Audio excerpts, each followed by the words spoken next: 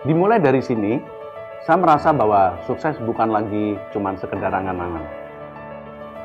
Dimulai dari sini, saya mulai bertemu dan mempelajari ilmu ekonomi dan bisnis dari dosen-dosen yang profesional dan dosen-dosen yang benar-benar ahli di bidang ekonomi dan bisnis. Dimulai dari sini, saya diajarkan bagaimana menjadi seorang pebisnis yang handal dan terampil. Dimulai dari sini, saya mulai mengerti bagaimana merencanakan sebuah plan agar dapat direalisasikan dengan baik. Selain itu, dimulai dari sini, saya mulai mengerti bagaimana kesulitannya untuk menjadi seorang owner perusahaan yang harus mempertahankan, mengembangkan daripada usaha ini. Apalagi di tengah-tengah persaingan yang berat, dan lagi saya juga merintis karir sebagai karyawan Bank Jateng. Jadi dalam situasi ini saya harus berusaha dua-duanya, karir yang sukses dan usaha yang sukses pula. Sukses bagi saya sih adalah apa yang kita inginkan, apa yang kita cita-citakan bisa tercapai. Tidak mudah sih memang kalau mengingat banyak hal yang telah saya lalui baik suka maupun duka. Kadang teringat sih masa-masa kuliah saat bagaimana saya berjuang hingga menjadi seperti sekarang ini. Peningkatan skill dan kompetensi diasah melalui pelatihan-pelatihan dan praktikum-praktikum di kampus yang sangat berguna sekali untuk perkembangan karier saya saat ini. Itu menjadi bekal yang sangat berharga untuk saya bisa menjadi sukses. Kegiatan kemahasiswaan memupuk percaya diri saya, sehingga menjadi bekal saya dalam berkarya di dunia kerja. Pendidikan di sini sangat berkualitas, mulai dari dosen, fasilitas pembelajaran, tidak heran akreditasinya bagus.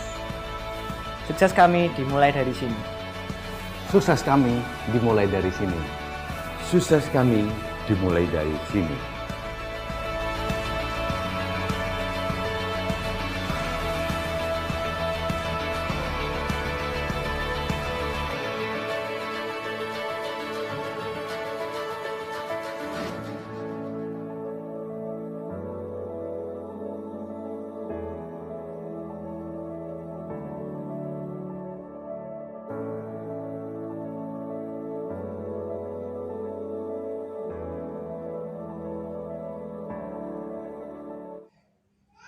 Assalamualaikum warahmatullahi wabarakatuh. Perkenalkan, nama saya Aprilia Leni Pratiwi, NIM 2005520028, Prodi Akuntansi, Fakultas Ekonomika dan Bisnis, Universitas Tikubang Unisbank Semarang. Pada kesempatan kali ini, saya akan menjelaskan mengenai langkah-langkah audit manajemen.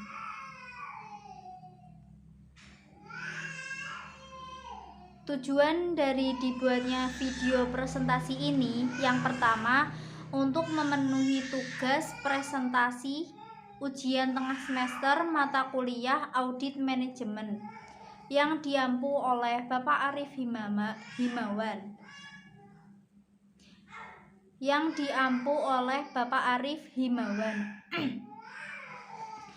Dan yang kedua, untuk menerangkan lebih jelas mengenai langkah-langkah audit manajemen. Yang pertama, sebelum memasuki materi, saya akan menjelaskan mengenai apa itu audit manajemen.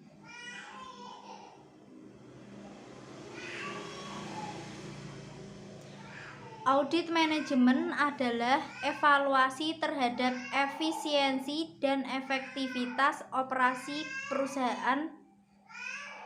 Audit manajemen dirancang untuk menemukan penyebab dari kelemahan-kelemahan yang terjadi pada pengelolaan program aktivitas perusahaan. Menganalisis akibat yang timbul oleh kelemahan tersebut dan menentukan tindakan perbaikan yang berkaitan dengan kelemahan tersebut agar dicapai perbaikan pengelolaan di masa yang akan datang. Langkah-langkah audit manajemen itu ada 5. Yang pertama yaitu audit pendahuluan, yang kedua review terhadap pengendalian manajemen, yang ketiga audit lanjutan, yang keempat pelaporan, yang kelima tindak lanjut,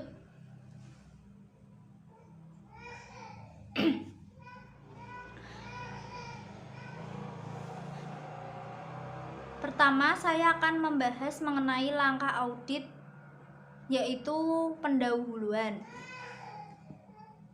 Audit pendahuluan dilakukan dalam rangka mempersiapkan audit yang lebih dalam. Audit ini lebih ditekankan pada usaha untuk memperoleh informasi latar belakang tentang objek audit. Beberapa hal yang penting yang harus diperhatikan berkaitan dengan pelaksanaan audit pendahuluan. Yang pertama yaitu pemahaman. Auditor terhadap objek audit. Yang kedua, penentuan tujuan audit. Yang ketiga, ruang lingkup dan sasaran audit. Yang keempat, review terhadap peraturan dan perundang-undangan yang berkaitan dengan objek audit. Dan yang kelima, pengembangan kriteria awal dalam audit.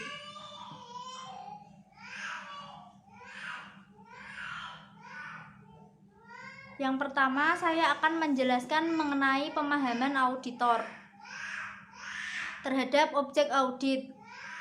Objek audit meliputi keseluruhan perusahaan atau kegiatan yang dikelola oleh perusahaan tersebut dalam rangka mencapai tujuan. Setiap objek audit memiliki wewenang dan tanggung jawab yang berbeda-beda sesuai dengan karakteristik dan sistem pendelegasian wewenang yang diselenggarakan pada perusahaan tersebut.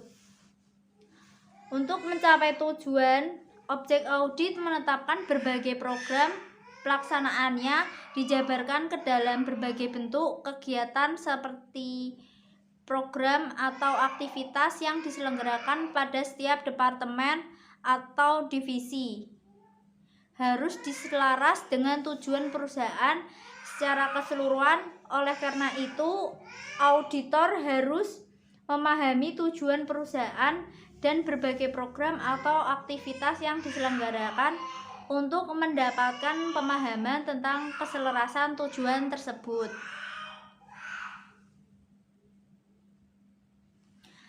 Pemahaman terhadap objek audit. Auditor harus mendapatkan informasi tentang sumber daya atau kapasitas aktivitas yang dimiliki oleh objek audit.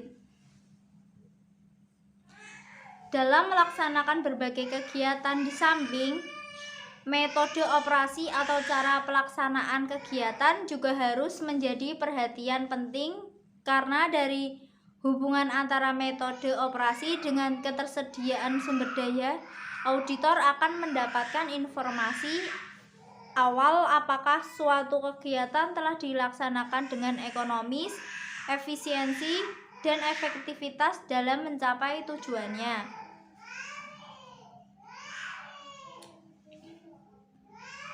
Auditor harus membuat kesimpulan sementara secara umum atas pemahamannya terhadap objek audit. Berbagai informasi yang diperoleh dalam tahap ini termasuk indikasi adanya kelemahan-kelemahan yang perlu diperbaiki menjadi dasar dalam membuat kesimpulan tersebut.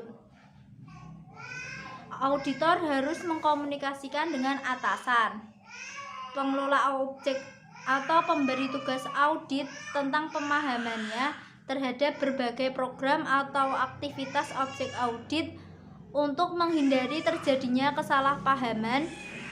Komunikasi ini lebih efektif jika dilakukan secara tertulis dengan meminta tanggapan pemberi tugas audit tentang hal-hal seperti informasi yang mendukung. Tujuan audit informasi. yang mengarahkan ruang lingkup audit dan informasi mengarah pada sasaran audit.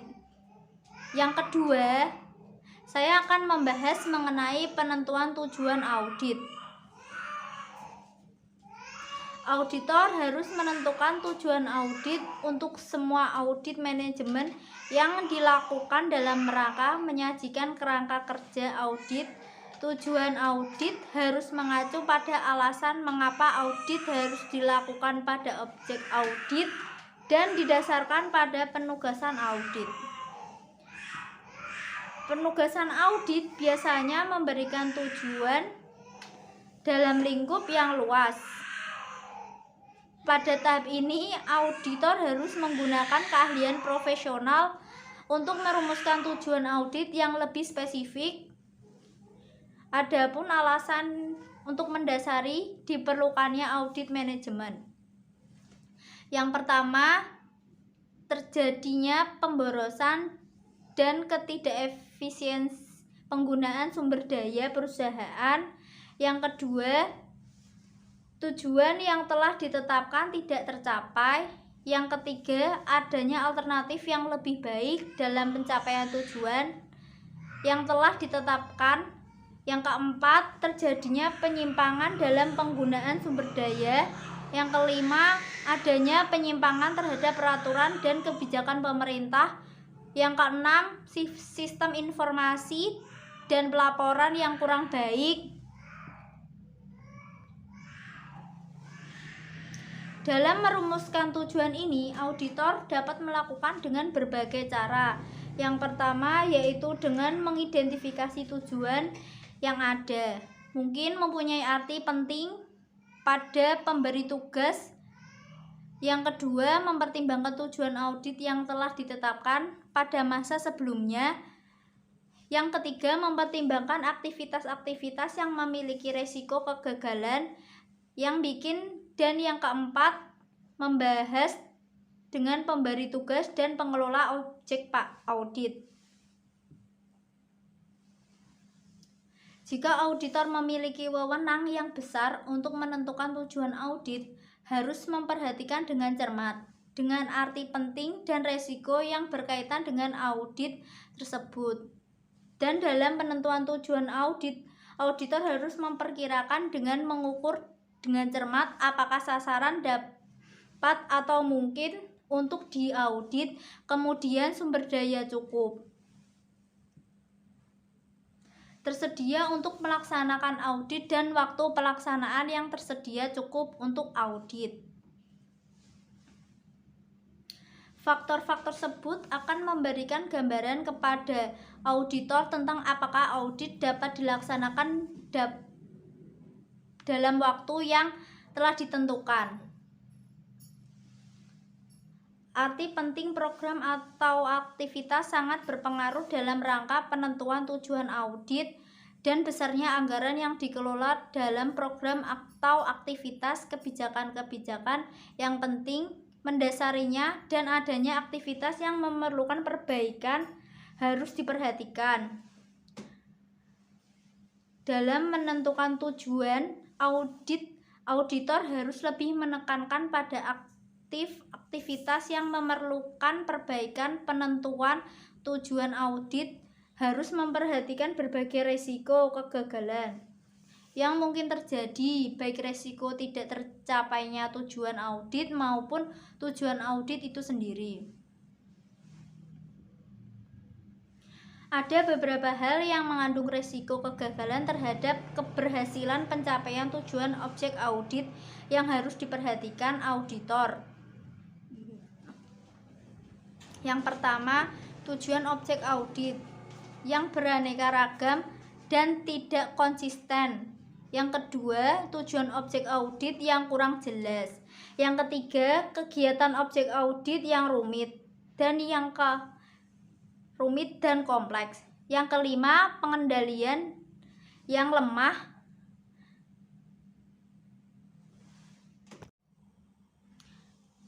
Yang kelima, perubahan-perubahan yang tidak direncana dan perputaran karyawan yang tinggi. Dan yang terakhir, perubahan lingkungan objek audit Tujuan audit ditentukan oleh auditor harus sesuai dengan yang diinginkan pemberi tugas.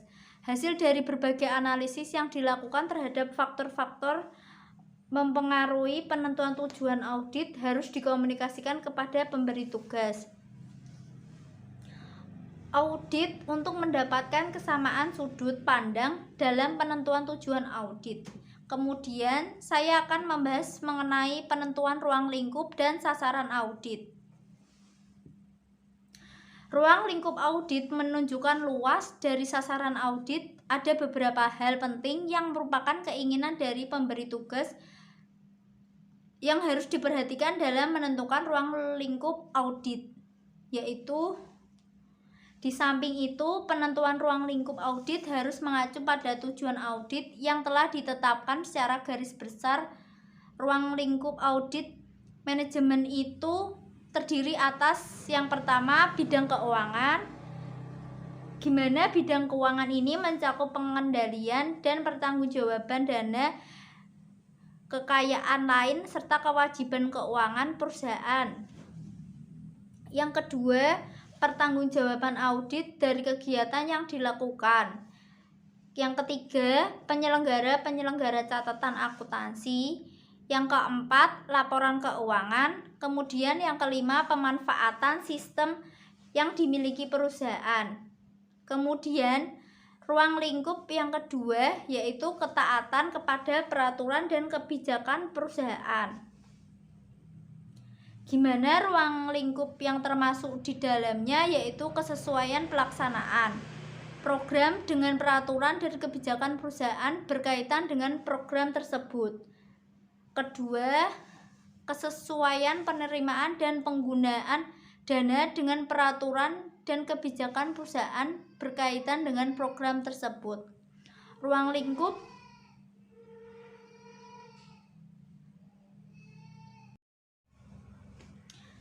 Hal ini akan mendorong terjadinya keselarasan tujuan dalam perusahaan, dapat memotivasi berbagai pihak untuk memberikan kontribusi untuk mendukung praktik yang sehat. Berbagai kebijakan yang dibuat perusahaan harus dikomunikasikan kepada seluruh pihak yang berkompeten, yang berkepentingan agar terjadi komunikasi timbal balik antara kedua kelompok. Kepentingan utama yaitu pihak perusahaan yang diwakili oleh manajemen dan karyawan. Dalam menguji kebijakan yang dibuat oleh perusahaan, auditor harus memperhatikan hal-hal berikut. Yang pertama, apakah kebijakan dinyatakan dengan jelas, dalam bentuk tertulis dan sistematis, secara serta dikomunikasikan kepada seluruh tingkatan manajemen dan karyawan, secara sistematis dan tepat waktu. Yang kedua, apakah kebijakan yang dibuat sesuai dengan peraturan perundang-undangan yang berlaku, dan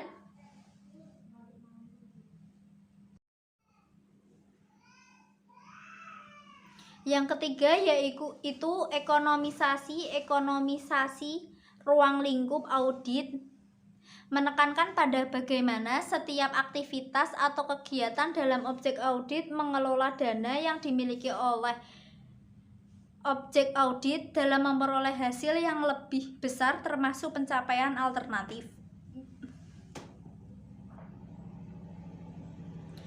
Pelaksanaan kegiatan dalam mencapai tujuan dengan biaya yang lebih rendah di ruang lingkup. Yang keempat yaitu efisiensi. Gimana efisiensi menyangkut optimalisasi penggunaan sumber daya untuk mencapai tujuan yang telah ditetapkan, dan pada bagian ini auditor menekankan pada bagaimana seharusnya proses berjalan sehingga penyampaian tujuan dengan pemanfaatan secara optimal sumber daya yang dimilikinya. Kemudian ruang lingkup yang kelima yaitu efektivitas, di mana pada ruang lingkup ini auditor menekankan perhatiannya kepada pencapaian tujuan program dan kegiatan yang sudah ditetapkan.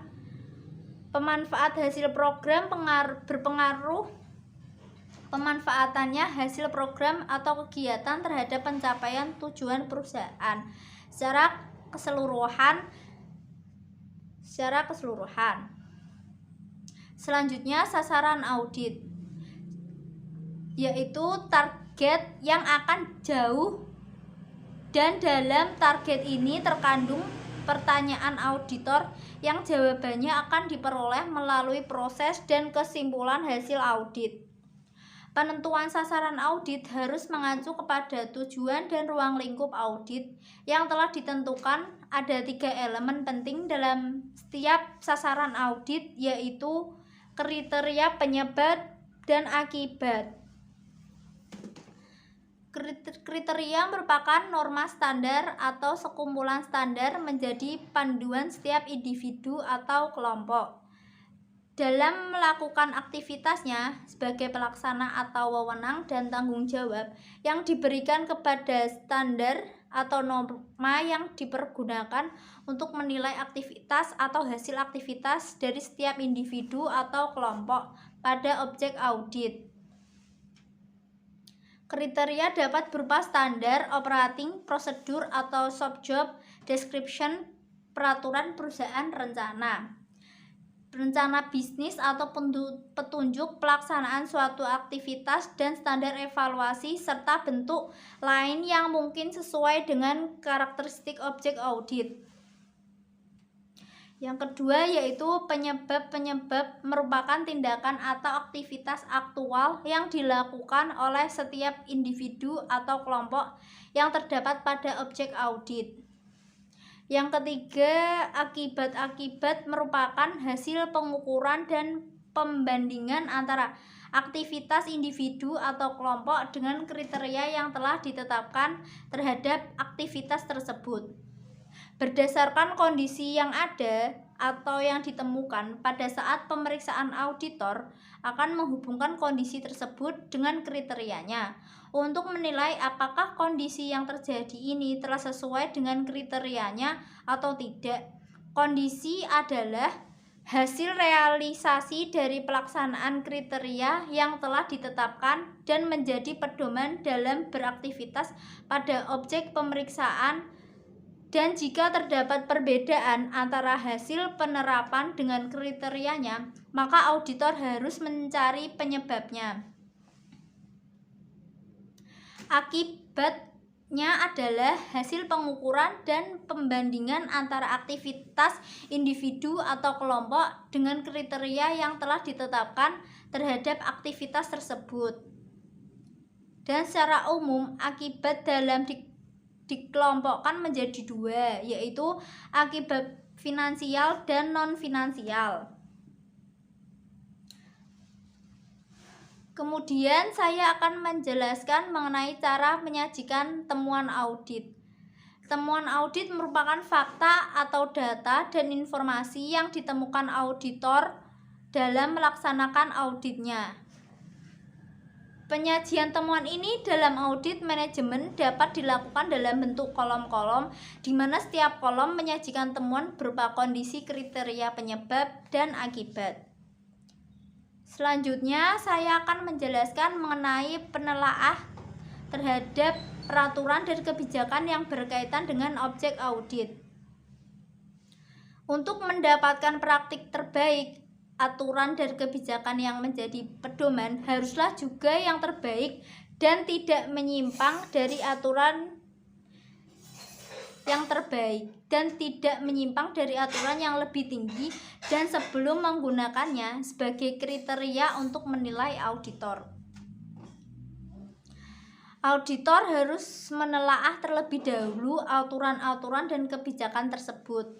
Penelaahan ini bertujuan untuk memperoleh informasi tentang peraturan-peraturan yang berhubungan dengan objek audit, baik yang bersifat umum maupun yang berhubungan khusus, dengan berbagai program atau aktivitas yang diselenggarakan pada objek audit. Dengan penelaahan ini, auditor dalam melaksanakan tujuannya dapat memahami batas-batas wewenang objek audit dan berbagai program yang dilaksanakan dalam mencapai tujuannya, peraturan dan kebijakan yang ditetapkan oleh objek audit dapat berupa adopsi terhadap peraturan yang ditetapkan oleh pemerintah atau secara penuh dikembangkan di dalam objek audit sebagai penjabaran strategi dalam meningkatkan kemampuan bersaingnya. Kemudian saya akan membahas mengenai pengembangan kriteria awal. Kriteria adalah norma atau standar yang merupakan pedoman bagi setiap individu maupun kelompok dalam melakukan aktivitas di dalam perusahaan. Kriteria ini digunakan untuk menilai pelaksanaan dan pengendalian berbagai aktivitas yang dilakukan dalam perusahaan. Oleh karena itu, begitu pentingnya peranan kriteria dalam audit manajemen. Auditor harus yakin bahwa kriteria yang digunakan sudah dapat dalam menilai ekonomisasi, efisiensi, dan efektivitas berbagai program atau aktivitas di dalam perusahaan. Faktor yang mempengaruhi kriteria yang digunakan dalam auditor yang pertama yaitu tujuan dari kegiatan yang diaudit, yang kedua pendekatan audit, dan yang ketiga aktivitas tujuan audit. Beberapa permasalahan yang harus diperhatikan oleh auditor berkaitan dengan kriteria bahwa tidak semua objek pemeriksaan memiliki kriteria yang terdokumentasi, update, dan terukur. Terhadap permasalahan ini, auditor harus mampu mengembangkan kriteria awal yang bisa digunakan sebagai dasar dalam pelaksanaan audit. Oleh karena itu juga berkaitan dengan pemilik dan pengelola objek yang diaudit, maka kriteria awal dikembangkan oleh auditor harus dipahami dan disepakati oleh para pihak auditor dalam pengembangan kriteria awal. Auditor dapat mengacu pada beberapa sumber. Yang pertama yaitu undang-undang atau peraturan yang berlaku.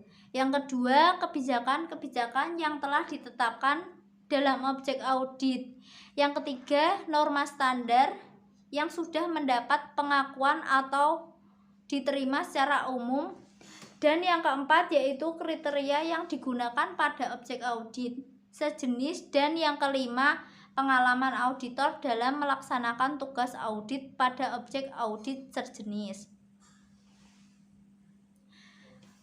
Dan karakteristik kriteria yang baik antara lain realistis, dapat dipercaya, dapat diukur, bebas dari pengaruh kelemahan manusia, mengarah pada temuan-temuan dan kesimpulan untuk memenuhi kebutuhan informasi pemberi tugas audit, dirumuskan secara jelas dan tidak mengandung arti ganda yang dapat menimbulkan interpretasi yang berbeda. Kemudian dapat dibandingkan, diterima semua pihak lengkap dan memperhatikan adanya rentang waktu pada saat kejadian atau kegiatan tersebut berlangsung. Selanjutnya saya akan membahas mengenai kesimpulan hasil audit. Dari audit pendahuluan auditor harus membuat kesimpulan atas hasil audit pendahuluan yang telah dilakukan akan menjadi dasar dalam menentukan langkah-langkah yang akan diambil dalam tahapan audit. Selanjutnya, pada tahapan ini auditor seharusnya sudah menentukan tujuan audit walaupun masih bersifat sementara, dan kesimpulan hasil audit pendahuluan memuat tentang hal-hal yang pertama, daftar bidang atau kegiatan yang mengandung kelemahan yang akan dijadikan tujuan audit. Pada tahapan audit selanjutnya, yang kedua, alasan mengapa bidang atau kegiatan tersebut memerlukan audit. Yang ketiga, temuan-temuan sementara yang diperoleh berkaitan dengan bidang atau kegiatan yang termasuk dalam daftar bidang atau kegiatan yang masih mengandung kelemahan. Asalkan kriteria yang telah ditetapkan rekomendasi sementara yang diajukan untuk memperbaiki kelemahan-kelemahan yang ada, tindakan-tindakan perbaikan yang sudah dilakukan oleh objek audit berdasarkan rekomendasi-rekomendasi sementara yang diberikan auditor sebelumnya. Bukti-bukti yang perlu diperoleh pada audit selanjutnya berkaitan dengan tujuan audit sementara yang telah ditetapkan. Akan menjelaskan langkah audit manajemen yang kedua, yaitu review terhadap pengendalian manajemen. Dalam rangka mengoptimalkan penggunaan sumber daya, memotivasi karyawan untuk melaksanakan peraturan dan kebijakan yang telah ditetapkan, serta mencegah terjadinya berbagai penyimpangan dalam pencapaian tujuan. Perusahaan manajemen harus mengelola kan fungsi pengendalian, di mana sistem pengendalian manajemen merupakan sistem yang digunakan untuk mengumpulkan, menganalisis informasi, mengevaluasi, dan memanfaatkannya serta berbagai tindakan yang dititipi yang dilakukan oleh manajemen dalam melakukan pengendalian. Dan suatu sistem pengendalian bahwa perusahaan telah melaksanakan strategi dengan efektif dan efisiensi. Dan karakteristik sistem pengendalian manajemen yang baik harus mencakup hal-hal yang pertama, pernyataan tujuan perusahaan. Yang kedua, rencana perusahaan yang digunakan untuk mencapai tujuan. Yang ketiga, kualitas dan kuantitas sumber daya manusia yang sesuai dengan tanggung jawab yang dipikul dan adanya pemisahan fungsi yang memadai. Yang keempat, sistem pembuatan kebijakan dan praktik yang sehat pada masing-masing unit organisasi. Yang kelima, sistem penelaah yang efektif pada setiap aktivitas untuk memperoleh keyakinan bahwa kebijakan dan praktik yang sehat telah dilaksanakan dengan baik.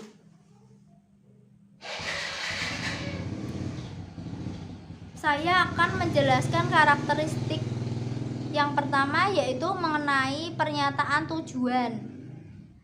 Tujuan suatu perusahaan harus dinyatakan dengan jelas dan disosialisasikan ke berbagai tingkat manajemen untuk dipahami.